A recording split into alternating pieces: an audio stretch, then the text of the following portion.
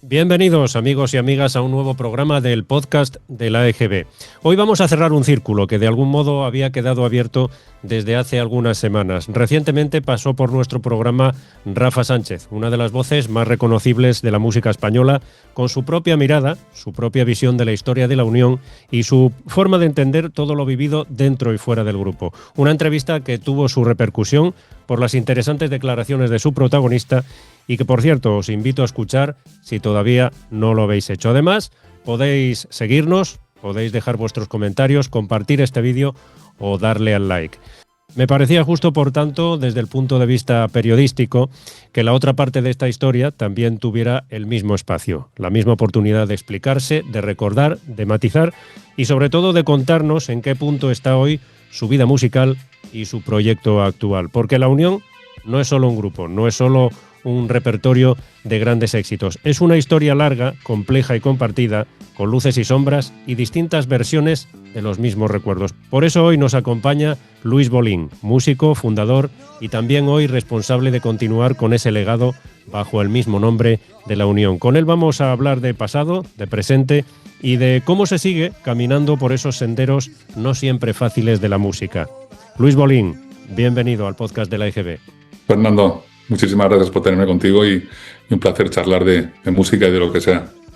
Gracias a ti por animarte a participar en este programa y por dar tu visión de estas historias que se entrelazan con el panorama, con el legado de la Unión. Vamos a comenzar, si te parece, por los orígenes. Vamos a rebobinar en el tiempo, porque este podcast versa sobre todo sobre los años 80 y los grupos que marcaron aquella época.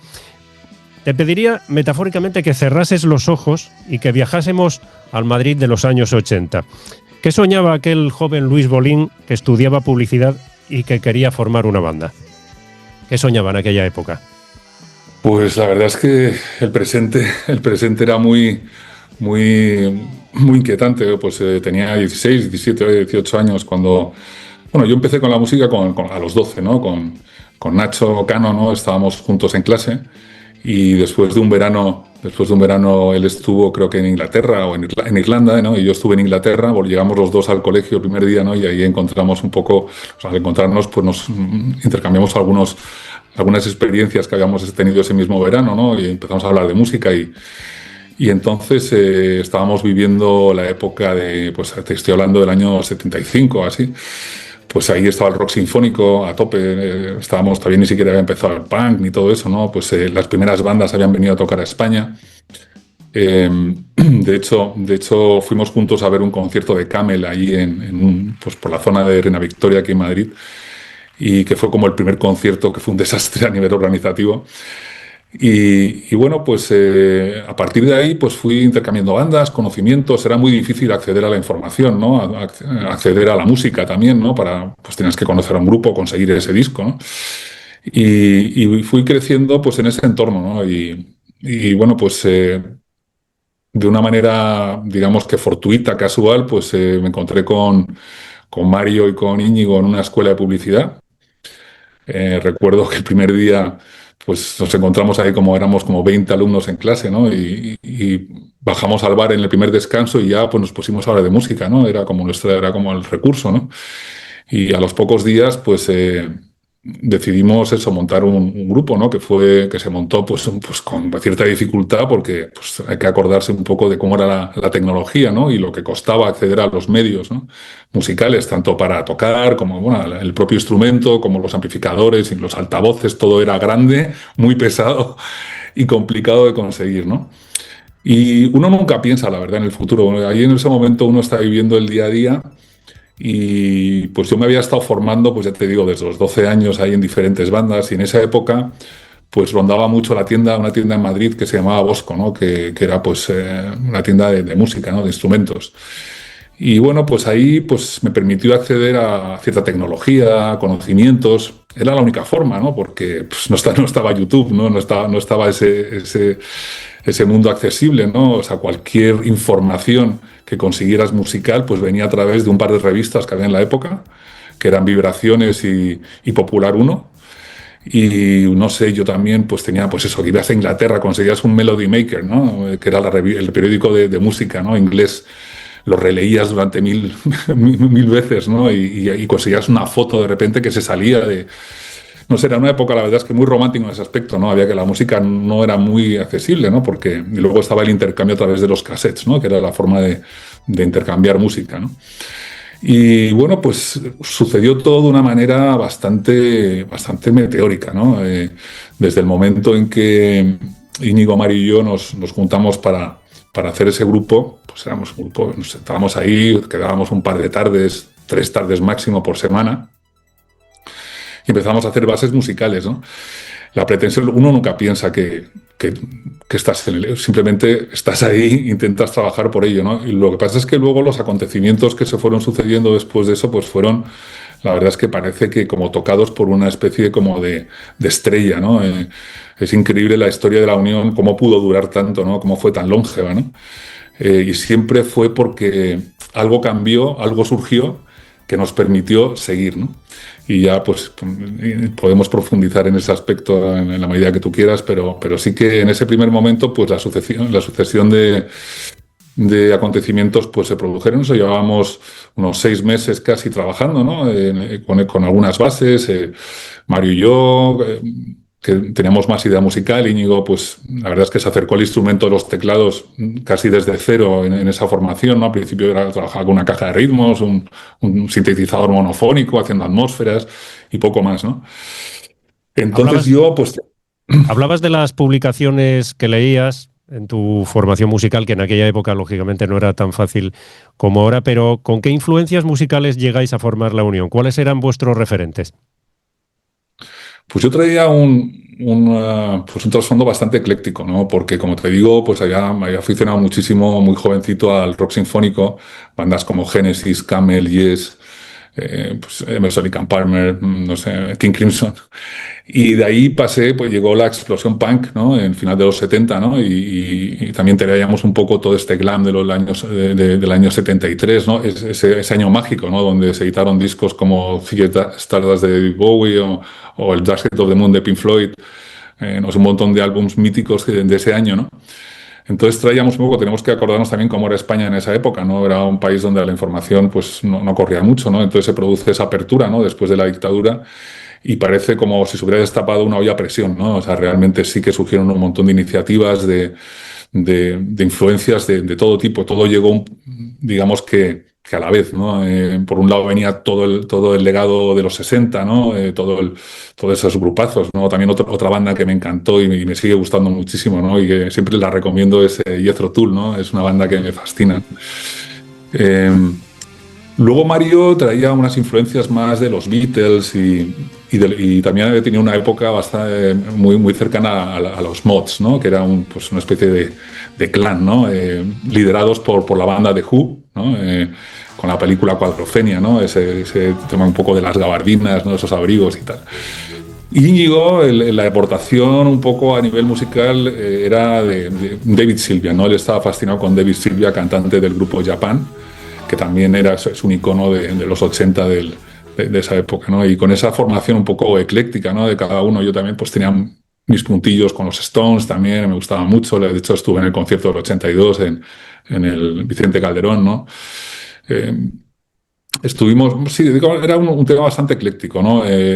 Por parte de Rafa, no sé si lo comentó, él básicamente traía una sola influencia que era David Bowie, ¿no? David Bowie era digamos que su artista icono, ¿no?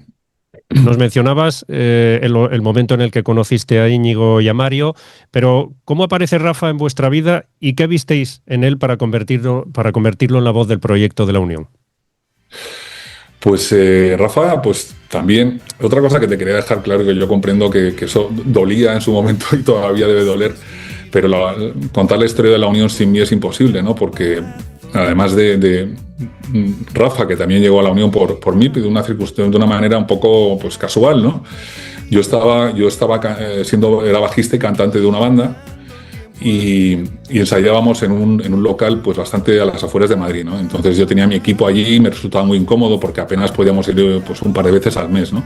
Y estábamos ensayando para un concierto en la sala Marquis que estaba en los bajos del Rocola, en Madrid, para el Festival Villa de Madrid, me parece que era el quinto, ¿no? Había estado en otro festival de estos, creo que en la segunda o tercera edición con Nacho, precisamente con el grupo que formamos allá, teníamos como 12 o 13 años. Y entonces para esta ocasión pues nos presentábamos esta banda con la que tenía yo, y entonces como me pillaba muy lejos el local, había dicho que yo me quedaba como cantante para ese concierto, pero dejaba de tocar el bajo, ¿no? El bajo quería tener mi ampli conmigo en casa, mi bajo y mi equipo, ¿no? Y entonces el bajista que entró a sustituirme pues nos habló de un cantante. Oye, yo tengo un cantante y tal. Entonces yo, como iba a hacer ese concierto y después iba a seguir mi vida, pues ahí quedó la cosa, ¿no? Y de hecho Rafa estuvo en el concierto ese que te hablo, en el Marquis, que además era pues un día por la mañana, ¿no? Había como 15 personas en el público y una de ellas era Rafa. Yo en ese momento no le conocí, ¿no?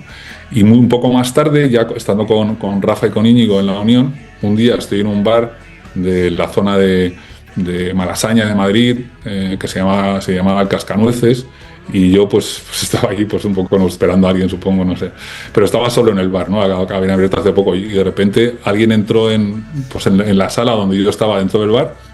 Me dijo, hombre, tú eres el chico que cantaba en este grupo y tal, y que yo te iba a sustituir y tal, y empezamos a hablar, y él me contó que tenía un proyecto de hacer una banda que se llamara Kid Creole, tipo Kid Creole and the Coconuts y tal. Y yo dije, mira, pues yo tengo una banda, ahora mismo estamos tal, y ya, pues no estábamos buscando un cantante realmente, pero no tenemos cantante. Entonces, bueno, pues a partir de ese momento le cité al siguiente ensayo de los tres, y bueno, y así fue como llegó, ¿no? De una manera, te digo, o sea, nunca nos habíamos llegado a conocer antes. Él fue el que me reconoció ese día.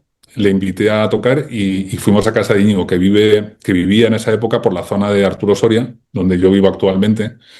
Y bueno, tenía mucha gracia porque Rafa vivía por la zona de Mirasierra, al norte de Madrid, y Mario vivía en la zona de Moncloa, ¿no? Y entonces venían los dos en metro hasta el metro Arturo Soria, y yo venía también de la parte de Plaza Castilla con mi Vespa 125 Primavera, venía con el bajo entre las piernas. Por supuesto, en esa época se conducía sin casco, y entonces recogía a Mario y a Rafa en el metro, íbamos los tres con mi bajo entre las piernas hasta casa de Íñigo, que podían ser pues 2 o 3 kilómetros, y yo eso, bueno, lo cuento así, ¿no? Pero para mí es como una metáfora de lo que luego fue la banda, ¿no? Que era como yo delante, improvisando más con un tenor italiano, y con estos dos detrás, ¿sabes? Un poco ya a verlas venir, ¿no? Y entonces nada, llegó Rafa al primer ensayo, y entonces pues teníamos estas 7 o 8 bases de música, y Rafa pues empezó a improvisar, ¿no? Tenía cierta facilidad para las melodías, también pues, ¿sabes? Se basaba, pues todo el mundo se plagia un poco de lo que has escuchado, ¿no? O sea, inventar, pocos inventan, ¿no? O sea, de repente pues el que no, es como una especie de plagio sobre... Sí. Y entonces, bueno, pues una de ellas era Lobo Hombre, que era una base que yo había hecho. De hecho, bueno, pues el bajo de Lobo Hombre, pues, todavía hoy, que no sé, pues me caen 3 o 4 mensajes al mes donde la gente dice, ese bajo es el mejor bajo de la historia de la música. Un poco exagerado, pero es un buen bajo, es una buena línea de bajo. Y bueno, pues ahí quedó la cosa, y vamos, pues ya te digo, nosotros empezamos en el mes, pues cuando empezamos las clases en septiembre, empezaríamos a lo mejor a finales de septiembre, llevábamos 6 meses, ¿no? Rafa vino a finales de marzo. Y nada, pues ahí empezamos a hacer los ensayos, ¿no? Y quedábamos eso 2 o 3 veces por semana en Metro Arturo Soria, llegaban Rafa y Mario, yo los recogía con mi Vespa y mi bajo, que siempre iba conmigo, y ahí hasta casa de Íñigo, y pasábamos la tarde, ¿no? Nos hablabas de tu amistad con Nacho Cano, pero ¿qué peso tuvo Nacho Cano en vuestros inicios? Bueno, Nacho fue en ese aspecto fundamental, ¿no? Nosotros éramos un grupo que estábamos súper verdes. De hecho, yo creo que Rafa no llevaría en el grupo, cuando vino Nacho al local, no llevaría más de 2 o 3 semanas, o como mucho un mes. O sea, no puedo recordar exactamente las fechas, ¿no? Pero como mucho 3 o 4 semanas llevaba en la banda. Había metido unas melodías que las íbamos grabando en un sistema que yo tenía, que era, pues se grababa en cassette, ¿no? De 4 pistas, se iban grabando las cosas, y ahí registramos las canciones, y entonces un día, pues fue un poco antes de la Semana Santa de ese año, fui a jugar un partido de fútbol con Nacho, pues que nos conocíamos, como te digo, desde los 6 años, habíamos estado en el colegio juntos, en la misma clase. Él era el más pequeñito, más bajito de la clase, y yo era el más alto. Eso siempre une mucho. Y bueno, pues se pasó por el local con Alejo Stivel de Tequila. Y nada, pues le soltamos el repertorio que teníamos ahí. Y Nacho salió cantando del local, El Hombre en París, y nos dijo, oye, os voy a grabar una maqueta. Y yo creo que fue en la Semana Santa del 83, cuando grabamos esa primera demo. Pues con la tecnología de la época habían aparecido las primeras cajas de ritmos, algunas máquinas de Roland, ¿no? que se llamaban Drumatics y Dr. Rhythm. Con esas cositas nos apoyábamos, y con eso grabamos la primera maqueta la primera demo de Lobo Hombre en París en unos estudios que conocía bien, porque había tocado mucho con Nacho ahí y habíamos estado trabajando ahí pues años antes, ¿no?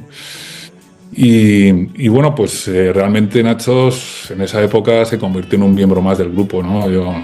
Yo siempre digo que la formación de la Unión y todos esos primeros años fue un trabajo de equipo, ¿no? O sea, fue pues no sé, a veces me gusta contarlo como si tú tiras un puzzle de 1000 piezas al aire y cae formado al caer al suelo, ¿no? Realmente fue el trabajo de muchas personas, ¿no? Nada hubiera sido posible sin ninguno de los colaboradores, ¿no? Y por no dejar a nadie fuera, también hay que mencionar a Rafael Abitbol, que era un hombre importante de la radio en esa época, que era el socio de Nacho en CIA, la productora que invirtió para la grabación de Lobo Hombre en París, ¿no? Entonces Nacho, bueno, pues fue pues absolutamente determinante, ¿no? Como lo fue pues el hecho de que yo conociera a Rafa y lo metiera, o yo conociera a Nacho y lo metiera en la banda. Entonces, a mí si hay algo que me ha molestado muchísimo es no reconocer, por un poco por el legado, ¿no? La importancia que tenía el grupo, ¿no? La unión de las personas que hicimos posible la formación de la Unión, ¿no? Creo que es de ley decirlo, ¿no? O sea, yo creo que como si dices, pues ahora que están los mundiales de fútbol, ¿no? Es como, yo he ganado el mundial. Bueno, estás dentro de un equipo, ¿no? ¿Sabes? No se puede decir, el portero no mete goles, pero igual es determinante en alguna ocasión, ¿no? Entonces yo creo que hay que ser honesto, ¿no? Y yo también me gusta que todo lo que sale de mi boca sea pues un poco en esa dirección, ¿no? O sea, creo que la Unión fue pues producto de una magia, ¿no? De una conjunción de personas, de momentos, ¿no? Y bueno, y así ha sido, ¿no? Y si tú revisas la hemeroteca, así se ha contado siempre, ¿no? Entonces, por eso tampoco entendí la actitud de Rafa a la hora de decir yo fundé la Unión. Digo, pues si llegaste el último, tío, mírate lo que significa fundar en el diccionario. O sea, puede ser muchas cosas, ¿no? Y eres una pieza importante dentro de lo que es ser la Unión, pero fundador precisamente es justo lo que no eres, ¿no? Se puede hablar, Íñigo podía haber dicho, pues soy fundador, o soy cofundador, o Mario, o yo, pero ninguno lo hemos dicho, ¿no? El pobre Mario lo tiene complicado porque que descanse en paz, ¿no? Pero entonces, empezando por ahí, ¿no? Llegó el último, llegó de mi mano, y también, si puestos a ponernos medallas, ¿no? Y a decir la importancia de cada uno pues quizás yo tenga el mayor peso, ¿no? Por todo lo que conllevaba mi aportación, no solo como músico, como bajista, pero también como, pues quizás era el más experimentado, a pesar de que soy el más joven de los cuatro, ¿no? Casi 2 años me sacan todos ellos, ¿no? Entonces, a pesar de todo, pues yo he tenido muchas experiencias musicales, había viajado mucho, había estado temporadas en Inglaterra, pues conocía mucha música, ¿no? Tenía una melomanía brutal en el cuerpo en esa época, era un adicto a conseguir música y tenía habilidad para conseguir cosas, ¿no? Para conseguir recursos en general, ¿no? Y cuando ese primer disco... Lo de Nacho fundamental, y la verdad es que cumplió su palabra al pie de la letra. Os voy a grabar una maqueta, nos grabó una maqueta. Esto fue, como te decía, en la Semana Santa del 83. Pasó el verano y al poco tiempo, ahí ya en otoño del 83, es cuando se produjo la grabación de esas 3 canciones primeras que compusieron el primer maxi single, ¿no? Lobo Hombre en París, La Niebla y Voracidad. ¿Y recuerdas la primera vez que escuchaste Lobo Hombre en París ya terminado? ¿Qué te transmitió? Bueno, estábamos absolutamente fascinados con todo lo que estaba aconteciendo, ¿no? Estar en un estudio de grabación, ¿no? Todo, como te digo, fue una sucesión de circunstancias, digamos, mágicas, ¿no? Hay otra de las cosas que me gusta recordar. Bueno, primero comenzar que evidentemente, la canción del Lobo Hombre en París surge del bajo del Lobo Hombre en París, no es lo primero que digamos que existe, ¿no? Después, por supuesto, pues mi sinergia y mi complicidad con Mario a la hora de componer, que funcionó durante muchísimos años, ¿no? Que también para mí pues era algo muy valioso, ¿no? Nos sentábamos los dos aquí, desde donde te estoy hablando ahora mismo, pues aquí hemos trabajado en los últimos 30 y tantos años, ¿no? Desde el 90 que llevo yo aquí, ¿no? Y antes trabajamos en mi otro apartamento, ¿no? Luego, pues también pues la transición del estribillo, ¿no? Que hace ahí una tonalidad que se sale un poco de la armonía, eso pues es una aportación de Mario, todo eso pues ya estaba de alguna manera hecho, ¿no? Y la historia del lobo pues surgió de una manera absolutamente casual, ¿no? Dentro de esas melodías que Rafa inventó cuando llegó a la banda, pues de repente hacía una U y tal. Y justo yo tenía un libro que me había regalado un amigo que además también estaba en esa clase de publicidad donde nos conocimos los tres, que se llama Rafa Cela, que todavía es un gran amigo mío. Y entonces me había regalado 2 o 3 libros de Boris Vian donde había unos cuentos un poco en la dirección de hacer letras para canciones, ¿no? Y entonces le dije a Rafa, le dije, oye, yo tengo un libro que habla de esto y tal. Le di el libro y entonces, bueno, pues empezó a surgir la letra, ¿no? Y de ahí, pues un poco de retales, de frases, un poco pues fuimos componiendo. De hecho, por ejemplo, también puestos también a decir quién hizo qué, pues también te diré que la primera frase de la canción, la primera de todas, también es mía. Cae la noche y amanece en París.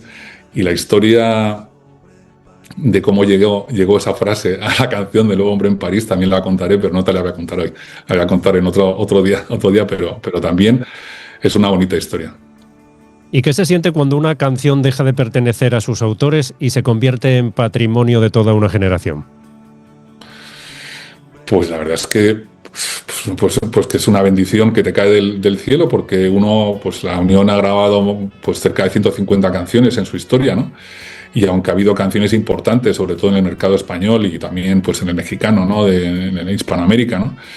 El algoritmo actual es muy depredador, ¿no? Y se carga todo lo que no sea lo que llaman los anglos, ¿no? El one hit wonder, ¿no? O sea, es como pues la banda de un éxito, ¿no? O sea, al final, pues te puedo decir que de todo lo que suena de la Unión hoy día en todas las plataformas, el 95% es el registro del 83 de Lobo Hombre en París, ¿no? Entonces, bueno, pues haber pasado la historia con una de las canciones, no te voy a decir, pero vamos, yo creo que puede estar entre las 10 canciones más importantes del rock en español de toda América y España, ¿no? O sea, y eso es así, ¿no?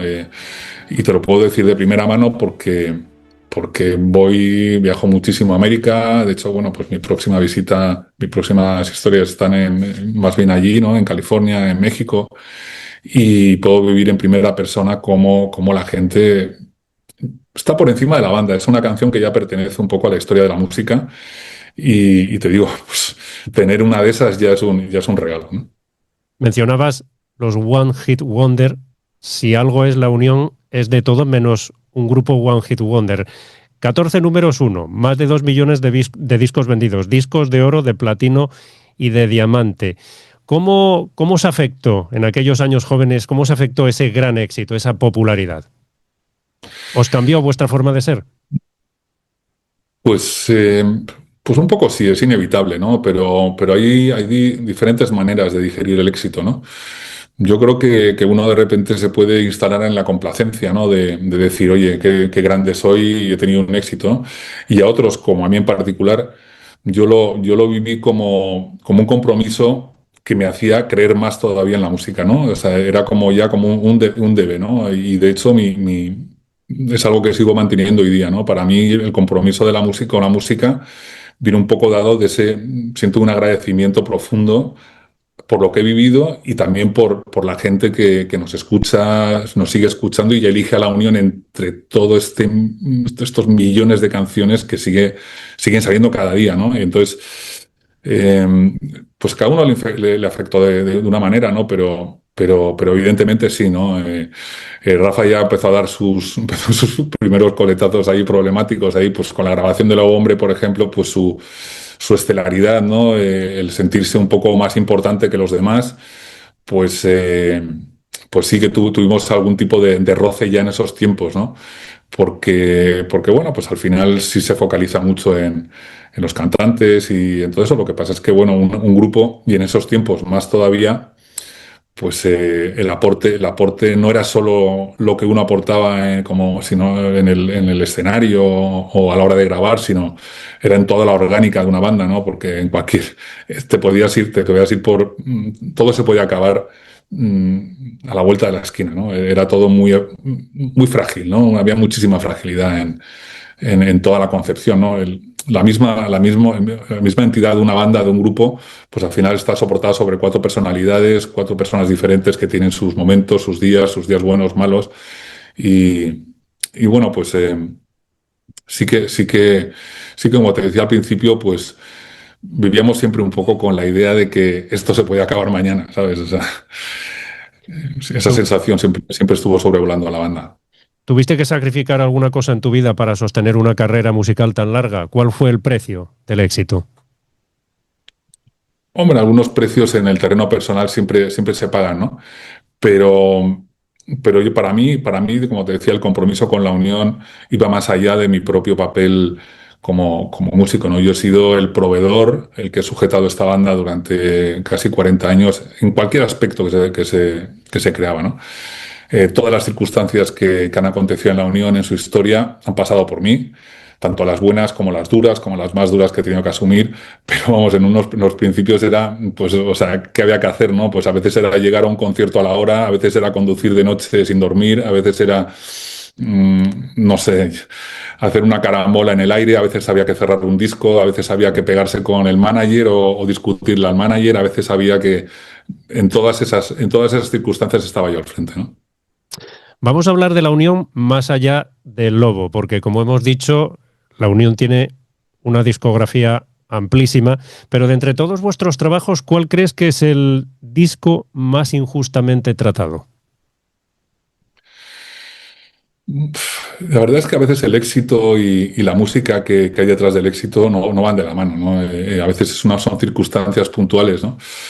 Es verdad que yo creo que hemos hecho grandes canciones, hemos aportado colores y sonidos al rock en español, con mucha personalidad, con mucha identidad, ¿no? Creo que hay sonidos en discos como Hiperespacio, ¿no? O Fluye, o sobre todo esos dos, ¿no? Que son inéditos dentro del panorama hispanoamericano, ¿no? Que me gusta a mí llamar, ¿no? Del rock. Y, y bueno, pues discos injustamente tratados, al final dependes mucho de lo que la compañía quiera apoyar el disco, del territorio si lo quiere apoyar o no. Va mucho por ahí, ¿no? Al final la música, bueno, pues es algo que la gente elige, ¿no? Elige pues a nivel de, pues, porque es accesible a ella, porque la conoce un día, hoy día porque te aparece en una playlist a lo mejor y dices, oye, ¿qué esta banda? Me encanta cómo suena, y entonces ya te vas al artista y entonces te descargas te vas a un álbum completo, vas un poquito más allá. No sé, es bastante random, por eso digo, no está en tu mano, ¿no? Puedes hacer la mejor canción del mundo, que es la mejor canción, no se sabe, ¿no? Hay grandísimas canciones que han pasado desapercibidas, ¿no? Quizás es esa estrella a veces, ¿no? Las circunstancias que se alinean en tu vida, ¿no? Que permiten eso, ¿no? En el caso de la Unión, como te digo, ha habido circunstancias muy, muy especiales que justo cuando parecía que ya solo quedaba el abismo después, de repente es como ¡boom! Una salida, ¿no? Una nueva circunstancia que cambiaba todo, ¿no? Y que permitía seguir adelante, ¿no? Has hablado de canciones que pasan desapercibidas. De ese amplio repertorio del que estamos hablando, ¿cuál es la canción que quizás a ti mejor te representa? Con la que tú te identificas.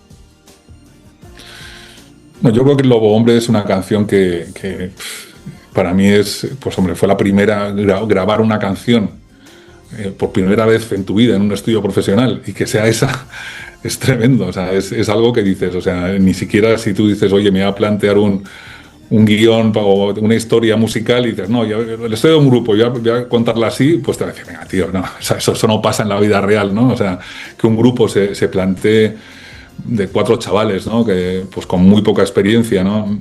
Se pongan a grabar un disco y su primera canción sea Lobo Hombre en París y 42 años después siga teniendo más de 1 millón de tocadas al día en las plataformas, pues es algo que se sale de cualquier tipo de previsión, de planteamiento, incluso de entendimiento, ¿no?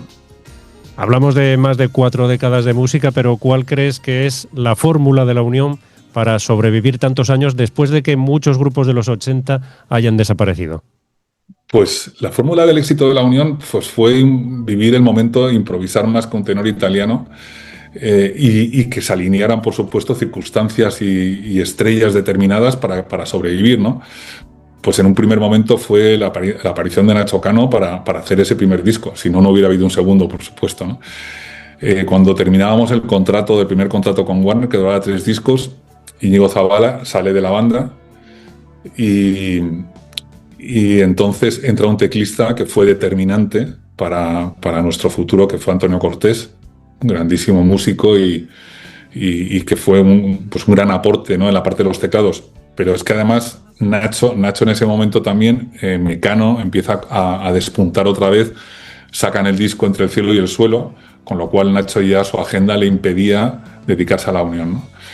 Antes de eso, pues Mecano había tenido una transición un poco después del primer gran éxito con su primer disco, pues llegó el segundo y el tercero, que no fueron tan exitosos, hasta el cuarto, que es Entre el cielo y el suelo, que pues, venden más de 1 millón de copias. Entonces, Nacho, que había sido muy determinante en todo lo que eran los teclados de la Unión, que fue el que tocaba los teclados en los discos de la Unión, pues sale Íñigo, nos quedamos sin teclista, también nos quedamos sin Nacho, y aparece Antonio Cortés. Antonio Cortés nos permite crear Vivir al este del Edén, Tentación y El tren del largo recorrido, que luego pues se produjo otras circunstancias. Una de los momentos que Rafa pues hizo mucho daño al grupo desde dentro, ¿no? Porque una de las cosas que ha hecho Rafa siempre es utilizar los recursos de la Unión para su propio beneficio, ¿no? Y ahí fue la primera vez, bueno, no sé si la primera o la segunda, pero se llevó a Antonio Cortés para un proyecto suyo personal, con lo cual Antonio Cortés al final sale del grupo y nos quedamos sin teclista otra vez, ¿no? En el año después del tren del largo recorrido, un disco en directo que vendió 400.000 copias, y nos quedamos un poco, y viene una etapa un tanto complicada para el grupo, donde hacemos 3 producciones. Y la fórmula, pues te digo, pues ahí se iba sucediendo. También fue muy importante un hecho de que Íñigo Zabala sale del grupo en el año 87, 88, perdón. Y entonces está unos meses fuera, y un día me llama Saúl Tagarro, que era el presidente de la compañía Warner, y me dice: oye, estaba pensando en buscar una R para la compañía, ¿qué te parece, Íñigo? Yo le dije, pues genial. Y entonces, de alguna manera, Íñigo sale del grupo y se pone a trabajar en Warner, con lo cual, cuando Íñigo llega a Warner, pues su primera acción, digamos, como empleado de la compañía Warner, es trabajar con la Unión, ¿no? Eso, digamos, que hacemos 3 grandes proyectos gracias también a la confianza de Íñigo, ¿no? Íñigo, pues, ¿en quién se iba a apoyar para ir desarrollando su trabajo, su carrera dentro de la compañía? Pues en la Unión, que era lo que más conocía, y un poco pues hizo de tripas corazón, porque su salida pues no fue del todo, digamos, o sea, pues fue dolorosa, ¿no? Para todos, ¿no? Pero bueno, pues hicimos 3 discos, y también con muchas de las ideas que Íñigo tenía, y sobre todo con el presupuesto que hacía falta para llevarlas adelante, ¿no? Y con Íñigo, por ejemplo, pues también grabamos el primer remix importante de la Unión, ¿no? Porque habíamos grabado alguno antes, habíamos hecho remixes de Altos y Frondosos del segundo disco, de Lobo Hombre. Sildavia tuvo una versión también que hizo Nacho Cano de un remix, ¿no?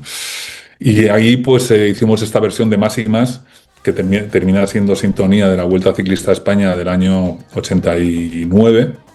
Y esa grabación se hace pues con Íñigo ya dentro de la compañía, con Rafa en el hospital por un accidente que tuvo en moto, y bueno, pues fue Vivir al este del Edén, que era un buen disco, que tenía pues buenas canciones, pero al final es que las buenas canciones y el éxito no tienen por qué ir de la mano, ¿no? De repente, bueno, pues si no tienes el tema que en la radio fuera especialmente atractivo, ¿no? Y tirara de todo el disco, pues se queda a lo mejor ahí, ¿no? Y entonces, bueno, pues Más y Más hizo que de un disco que estaba vendiendo, pues digamos que bien, dentro de lo que pues pasó a vender, pues no sé si 200.000, 300.000 copias, lo que yo vi, gracias a pues a esta promoción brutal que fue la Vuelta Ciclista a España del año 89. Uh-huh.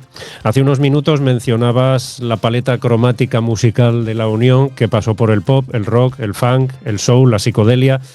¿La evolución fue una necesidad artística o una forma de huir de la comodidad? Bueno, nosotros siempre fuimos una banda bastante atípica, ¿no? Al no tener una banda, digamos, completa, ¿no? Pues digamos que todo el diseño de la música pues lo creábamos Mario y yo, ¿no? En el estudio, o sea, la Unión fue perdiendo miembros alrededor a lo largo de la historia. Al principio fue Íñigo, nos quedamos como trío. Entonces, digamos que cuando nos enfrentábamos a un disco, un poco la coartada que nos inventamos es que nosotros éramos creadores, ¿no? Tú, por ejemplo, a un director de cine, no le puedes exigir siempre que haga pues el mismo tipo de historia, con la misma luz, con el mismo tipo de encuadre, o con el mismo tipo, pues la gente va cambiando. Sí que siempre sale un tic personal, pero nosotros la música pues lo utilizábamos como un lenguaje, ¿no? Y entonces nos dejábamos un poco, pues a veces por las circunstancias, como dicen, pues haciendo de la necesidad virtud, pues nos inventamos esa circunstancia, ¿no? Pues digamos en Psychophanster, por ejemplo, como nos habíamos quedado sin teclista, pues hicimos un disco muy rock. Como en Hiperespacio, pues estaban había todos estos sonidos del nuevo soul anglo, ¿no? Pues liderados por Jamiroquai, Swing Out Sister, y, ¿cómo eran? Los Brand New Heavies, ese tipo de bandas inglesas de los 90. Pues nosotros nos acomodamos un poco y es ahí donde te digo que creo que ese disco, por ejemplo, tiene sonidos que no vas a encontrar en ninguna otra banda de rock en español, ¿no?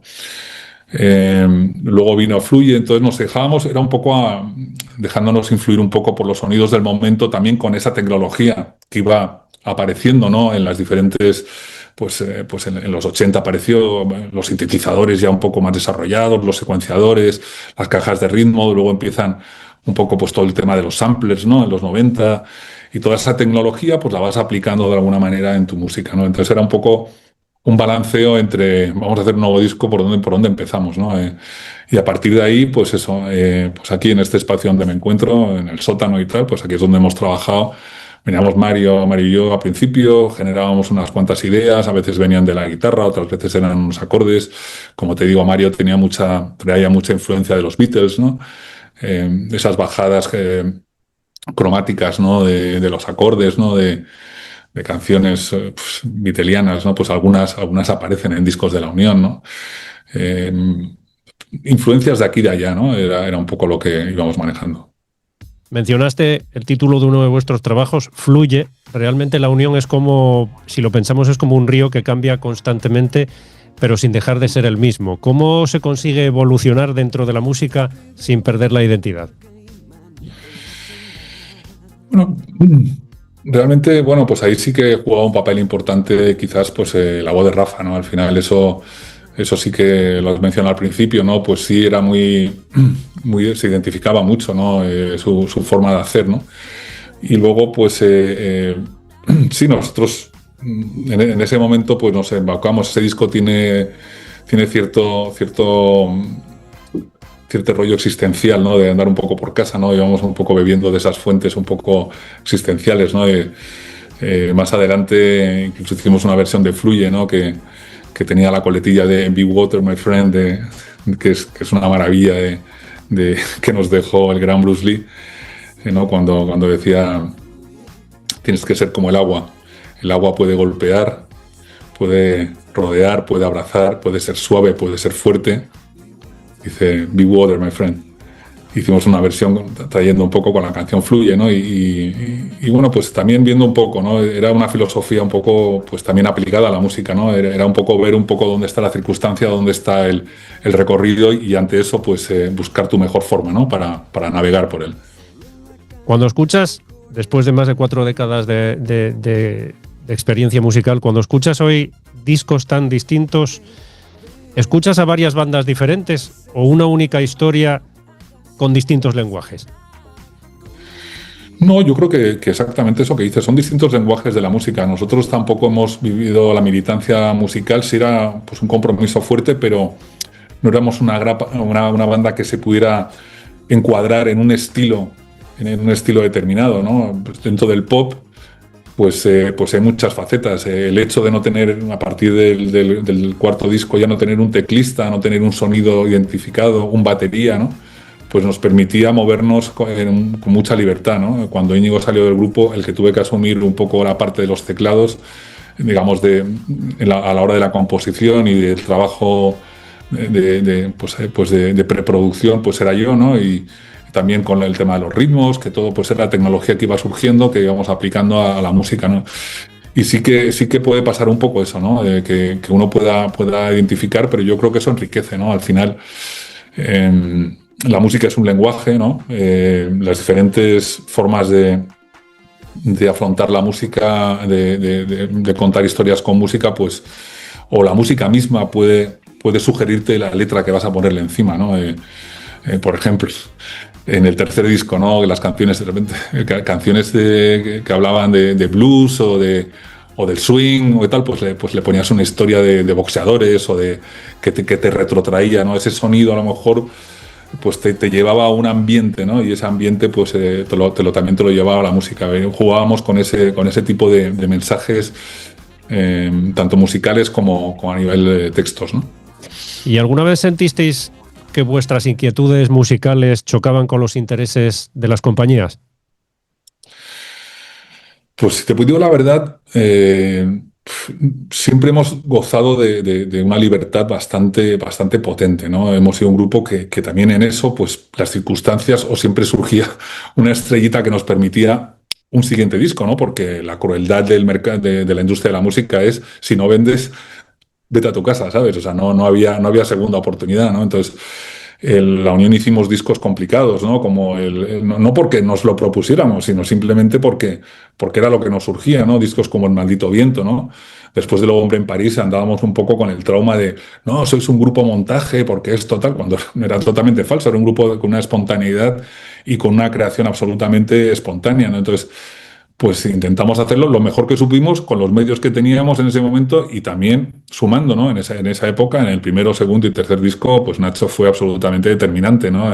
Quizás fue el cuarto o el quinto miembro de la Unión, ¿no? Los teclados eran suyos, también la tecnología que íbamos aplicando a la música, pues él aportó muchas cosas en esa época, ¿no? Y, y siempre surgió algo, pues ahí, pues te digo, ya cuando sale Íñigo, pues cuando Íñigo entra en la compañía, eso nos dio oxígeno y la verdad es que hicimos 3 producciones, quizás la época más potente de la Unión, que empezó con Vivir la Estela Edén, siguió con Tentación, que lo fue incrementando y ya lo culminó el disco en directo, El Tren de Largo Recorrido. Fue, digamos que ahí fue el colofón, ahí fue, digamos que tocamos el techo dentro de la historia de la Unión, hacíamos giras, llenábamos plazas de toros, llenábamos estadios, llenábamos lo que nos pusieran por delante, ¿no? Y teníamos un directo muy sólido, creado y fundamentado en la experiencia, ¿no? Porque no nos olvidemos que, claro, que cuando nos subimos al escenario por primera vez, allá en el Sol, aquí en la Sala Sol de Madrid, pues no sé, teníamos Íñigo, pues igual tenía 3 conciertos en el cuerpo. Rafa igual tenía otros 3 o 4. Mario y yo igual teníamos alguno más, pero vamos, andábamos ahí todos, ¿no? No, no. Entonces, claro, bueno, pues después de haber hecho, no sé, ya pues 150, 200 conciertos, pues empezamos ya a agarrar una solidez, ¿no? Instrumental y de actitud y de confianza, ¿no?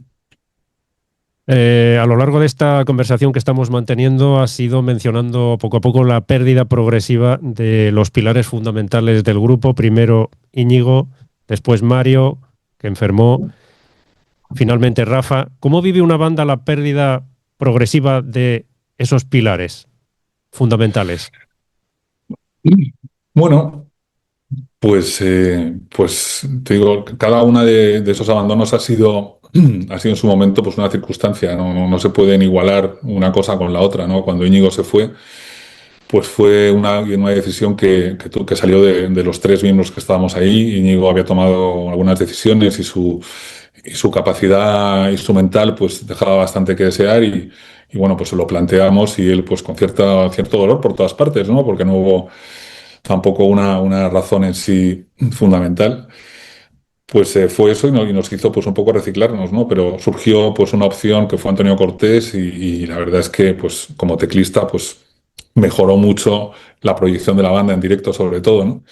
Luego pues bueno, fuimos durante 25 años un trío Y Mario, pues bueno, pues fue teniendo una decadencia, ¿no? A lo largo de los años como instrumentista, como guitarrista, pues, sobrevenido pues por circunstancias personales. Y pues fue un 14 de mayo también. Realmente es bastante curioso, pero los 3 abandonos es una cosa que te voy a contar hoy aquí que no se sabe, ¿no? Pero el 14 de mayo del 88 Íñigo dejó la banda, el 14 de mayo del 2015 Mario dejó la Unión, fue el último día que tocó. Y también fue un 14 de mayo del 20, cuando Rafa Sánchez salió en un día a los medios y me dio palabra conmigo diciendo que la Unión se terminaba y que él seguía con su historia independiente, ¿no? Evidentemente, cada circunstancia, lo de Mario, pues bueno, pues fue una cosa que también pues venía fraguándose de tiempo, estaba pues en unas circunstancias personales muy difíciles y se le planteó y bueno, pues él yo creo que ese día de alguna manera descansó pues desde luego mentalmente y físicamente porque quizás ya no daba más de sí, ¿no? Y con Rafa pues fue muy diferente, ¿no? Fue una circunstancia que él decidió, que él me planteó un jaque muy bestia, ¿no? Y bueno, pues yo no he tenido más que jugarle la partida, ¿sabes? De esa ruptura hablaremos en unos instantes. Vamos a reflexionar sobre las pérdidas. A lo largo de 40 años de música, de evolución y de lo vivido, ¿te pesa más lo que se ha perdido o te mantiene lo que permanece? Yo soy de los que pienso que lo único que existe es el presente, ¿no? Entonces, para mí el legado es algo muy especial, digno de respeto. Soy muy consciente que el presente pues se hace con todo lo que has hecho detrás, ¿no? Pero solamente hay algo que solamente existe el presente y el futuro pues lo determinará lo que hagas hoy y lo que hagas cada día, ¿no? Yo desde el momento en que Rafa me planteó ese jaque ya y cuando ya se hizo bastante notable dentro de lo que estaba aconteciendo en la Unión, me empecé a preparar pues este nuevo perfil, ¿no? Que sí que lo tenía realmente, ¿no? Porque como te digo, yo fui cantante antes de estar en la Unión, había sido cantante, ¿no? No tenía ese perfil, fue también por una circunstancia sobrevenida, ¿no? Y no lo había pensado nunca, ¿no? Pero realmente, bueno, pues esa circunstancia también ha hecho que hoy sea lo que soy, ¿no? Poderme recorrer el mundo con mi guitarra, ¿no? Poder tocar Lo Hombre en París y todas mis canciones nuevas y algunas del repertorio clásico de la Unión frente a audiencias donde nunca estuvo antes la Unión, ¿no? Soy la única persona dentro de los que estuvimos en la gestión, en la gestación de la Unión, que puede cantar Lo Hombre en París con su guitarra, ¿no? Y cantarla pues, en cualquier sitio, en cualquier momento, ¿no? Eso solamente lo puedo hacer yo, ¿no? Entonces, construir el presente es fruto de lo que vas haciendo cada día y sin tener mucha ansiedad, ¿no? Realmente, ¿no? Pues, me siento muy bien, la verdad, haciendo lo que estoy haciendo ahora. Y hasta aquí la primera parte de esta interesante entrevista que estamos manteniendo con Luis Bolín, miembro fundador del Grupo La Unión.